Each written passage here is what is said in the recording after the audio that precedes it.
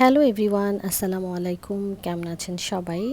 আপনাদের সাথে আজকে ছোট্ট একটা ব্লগ শেয়ার করব। এটা হচ্ছে একটা ইনভাইটেশনে গিয়েছিলাম, সেটা দিয়ে ছোট ছোট কিছু ক্লিপ আপনাদের সাথে শেয়ার করব।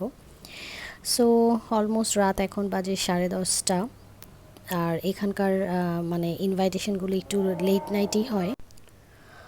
আর আমার কেন জানি এরকম, বিশেষ করে যেগুলো লেট নাইট পার্টি হয়, আমার ওরকম কোনো মেকআপ করতে ইচ্ছে করে না। আমি জাস্ট শুধু একটু একটা ডিপ কালারের লিপস্টিক ইউজ করেছি আর আইলাইনার ইউজ করেছি, দ্যাটস ইট।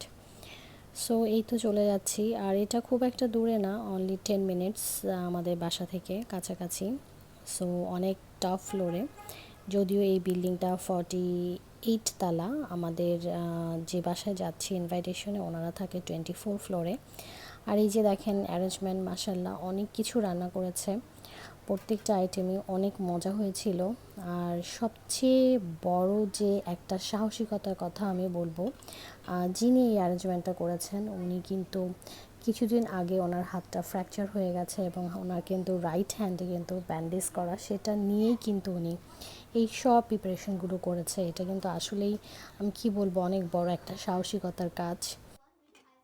ব্যাড হ্যাবিট আছে, আমি রান্না করতে করতে মুখে দিয়ে দেখি না।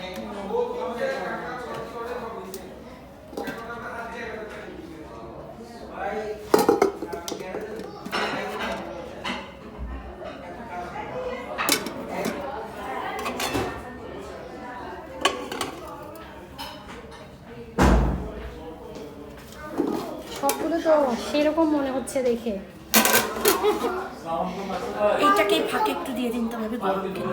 Bangla Samai, we have this Bangla Samai appetizers. Bangla Samai, fish, Okay, you tell me. This one beef, beef, yes, and lemons. lemon salad, Bangla Samai. mixed veg.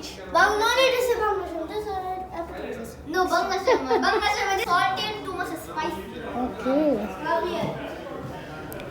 এই হলো দেখেন আজকাল বেবিদের অবস্থা। ওরা কিন্তু এখন অনেক অ্যাডভান্স, মানে ওরা এখানে প্রত্যেকটা আইটেম উঠিয়ে উঠিয়ে বলছিল এবং এক্সপ্লেন করছিল।